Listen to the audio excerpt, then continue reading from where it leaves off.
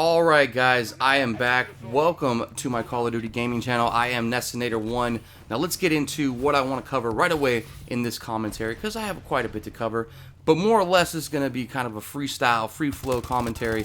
I really didn't have anything too specific planned, but I want to go over a few things about the gameplay and just cover a few other off-topic items with you guys. So anyway, the gameplay that you guys are watching, of course, is Advanced Warfare. This is part of the new Reckoning DLC map pack for Advanced Warfare, which is the final DLC map pack for Advanced Warfare. And this is the map Quarantine. Now, I did release a first impressions, of Reckoning DLC, my thoughts on it and everything like that. I will put that video's link down in the description below, which includes a Fracture gameplay. And, of course, that's the snow map of the Reckoning DLC map pack. I like that one. I think that's one of my favorites, on top of Overload, which, stay tuned, I'll have an Overload and Swarm gameplay coming for you guys as well soon. This one here is Quarantine. Now, Quarantine, I don't want to say it's my least favorite map of the Reckoning DLC map pack. I do enjoy it. However, this one right here, the spawns can just really get tricky on you.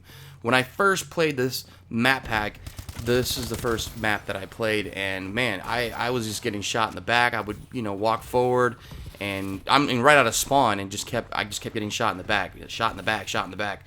So it took me a little while to kind of grasp how to play this map, and again, that's all just with the repetition of playing it over and over again. I played the Reckoning DLC map pack for the better part of a whole day, and finally, once I got used to the maps and their spawns, I was able to go in and get some quality gameplay. Now, this gameplay right here is a very strong gameplay, and you guys know, if you guys watch a lot of my videos, I'm usually playing alongside friends, teammates, and at this time around, I figured, you know what, I'm going to try to do some Market J pub stomping style video, where I go out there and just put up, a lot of kills, and try to win the game with a bunch of randoms and put them on my back.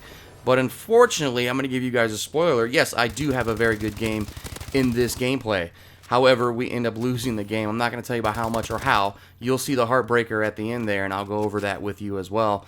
But, it seems like an Advanced Warfare, it's just this title. It is. It really is. It's this title where you go in, and you could do really, really well, but you still lose the game.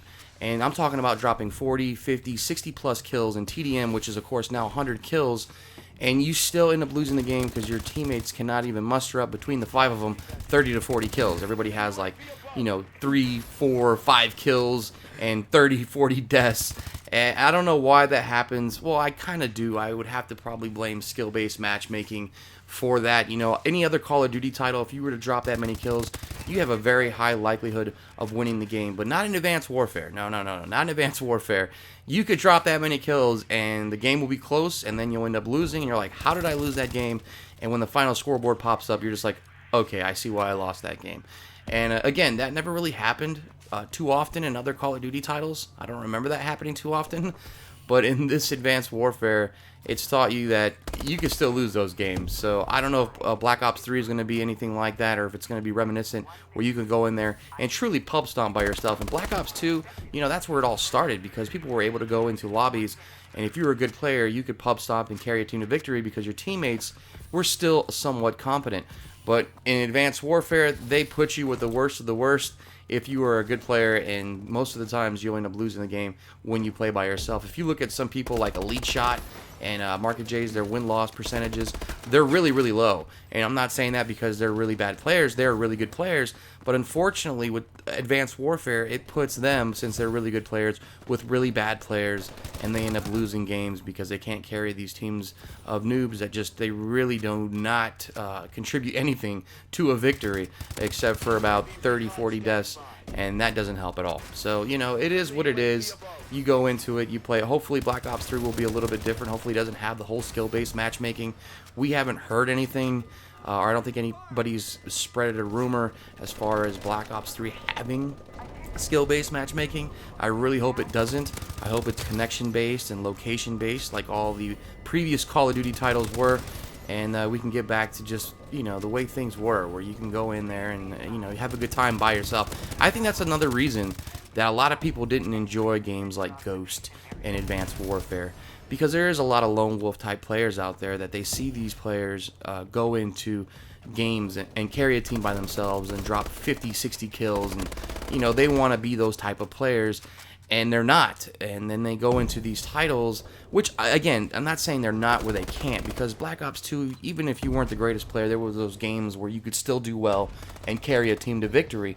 But when you play Black Ops, not Black Ops, I'm sorry, Ghost or Advanced Warfare, it didn't really cater to those type of lone wolf players. It really didn't. They would still end up losing a lot of games. They would end up doing really well, and their teammates would do really bad. So maybe that's something that Black Ops 3 will change, where it's a little bit more friendlier to go in and play by yourself versus, of course, playing with the team. And you know me, I always like playing with the team versus playing with myself. And most of that just has to do with, I like playing with competent teammates. I like, going out there and knowing that if I go left and my teammate goes right, the likelihood of that right side being cleared is very, very high, And that's the thing when you play with randoms, is you really can't put your faith in what they do, in their movements or where they're going, or say, okay, he has my back, because most likely they'll end up dying and then they'll just get a double kill or something like that. And, that kind of is what can frustrate a lot of people, especially, when it comes to enjoying a title and going out there and playing it and try to play to win, and then you go and all you do is lose, lose, lose. So I can see where the frustration can come out of there. Well, you can see right here, dude, it's a close game. Again, this is one of the first times I played this map. I was trying to hold this middle area. Now this guy gets a missile strike. I thought I was inside. I thought this was inside, but guess what? It's not. There was a glass roof. That dude got a triple kill with his missile strike. That clutched it for him almost. I'm still trying to push forward. If you guys were paying attention, most of this gameplay, I'm dropping these dudes. I'm trying to carry this team to victory. It's a close game. It comes down to the wire. I end up seeing someone push to the middle. I try to chase after him, and it just doesn't work out, and I end up being the final kill cam. Yes, this was a heartbreaker for me, and this is a game where I really thought I could, do really well, and I was like, oh, this is going to be a great YouTube video, and I'm trying to push forward, trying to keep the game close, and then lo and behold, it's one of those unlucky games where you're on the receiving end of a loss, and that's what happens. But anyway, I still think it's a fun gameplay. It's a high kill count. I have other gameplays like this, and again, I don't know if you guys remember, I had a series called I Lost where you would do well and you still lose the game. All that, stemmed from Advanced Warfare, because that's the kind of game it is. But that's the kind of gameplay that you guys are watching here, and that's kind of the gameplays that I'm going to upload with the new maps, because I did play a lot by myself where I did really, really well, but still ended up losing the game. Oh well, so be it. Obviously, it's better practice for you as an individual player. As you can see me right there, I am the final kill cam. I try to push in. I get, cornered by two guys, and it happens. It happens.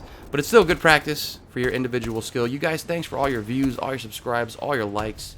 I really do appreciate it. And I'll see you on the next one. I'm out.